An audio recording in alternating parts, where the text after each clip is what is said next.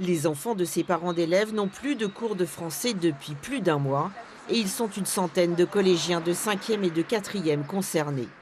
Une situation inacceptable pour ces mamans car en fait l'absence de professeurs de français est devenue récurrente. Déjà l'année dernière, à peu près au retour de vacances scolaires d'avril, la professeure de français était absente. Donc mon fils, il n'a pas eu cours de avril à fin juin. Là, en septembre, il y a eu quelques semaines où il n'a pas eu de cours de français. Et là, de nouveau, depuis mars, plus de professeur de français. Et jusqu'à la fin de l'année quand même. Il paraît impossible de rattraper les parties des programmes non étudiés, des lacunes qui inquiètent ses parents et provoquent leur colère.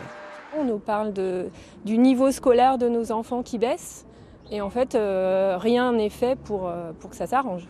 Et la réponse du rectorat à ses parents désemparés ne va pas les rassurer. Aujourd'hui, le rectorat nous répond que la continuité des apprentissages est sa priorité.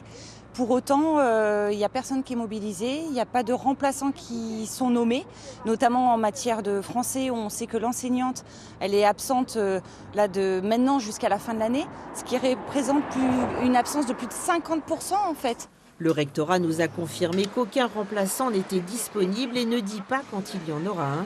Il semble que de nombreux élèves du collège de Tourette-Levens doivent encore se passer de cours de français pour un moment.